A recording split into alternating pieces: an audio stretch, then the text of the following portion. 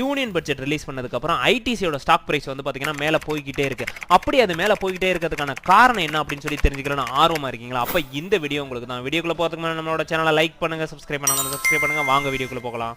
Union budget release ஆனதுக்கப்புறம் வந்து பார்த்தீங்கன்னா அடுத்த ஒரு 2-3 நாள்லாம் வந்து பார்த்தீங்கன்னா ஐடிசியோட பிரைஸ் மேலே போய்கிட்டே இருக்கு, எங்கேயோ போய் நிற்கிது அப்படின்னு சொல்லி நம்ம எல்லாருமே பேசிக்கிட்டு இருக்கோம். அதுக்கான ரீசன் என்ன அப்படின்னு கேட்டிங்கன்னா, இந்த யூனியன் பட்ஜெட்டில் வந்து பார்த்தீங்கன்னா அவங்க டொபேக்கோ அண்ட் சிகரெட் மேலே வந்து பார்த்தீங்கன்னா எந்த ஒரு டேக்ஸையுமே வந்து அவங்க வந்து சேஞ்ச் பண்ணலை, எந்த ஒரு டேக்ஸை பற்றியுமே அவங்க பேசலை. ஸோ அதனால தான் வந்து பார்த்தீங்கன்னா ஐடிசியோட பிரைஸ் வந்து மேலே போய்கிட்டே இருக்கு. ஏன் அவங்களோட பிரைஸ் அதிகமாக போகுது அப்படின்னு கேட்டிங்கன்னா, அவங்க வந்து பார்த்தீங்கன்னா மேஜராக வந்து அவங்களோட பிஸ்னஸ் அப்படின்னு பார்த்தீங்கன்னா அது வந்து டொபேக்கோ பிஸ்னஸ் தான். அது மட்டும் இல்லாமல் எஃப்எம்சிஜி ப்ராடக்ட்ஸை வந்து ஃபியூச்சரில் வந்து மக்கள் நிறைய பை பண்ணுவாங்க.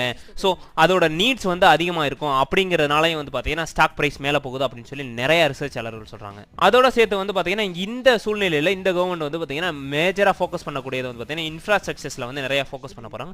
ஸோ அதனால வந்து பார்த்தீங்கன்னா இவங்க வந்து இந்த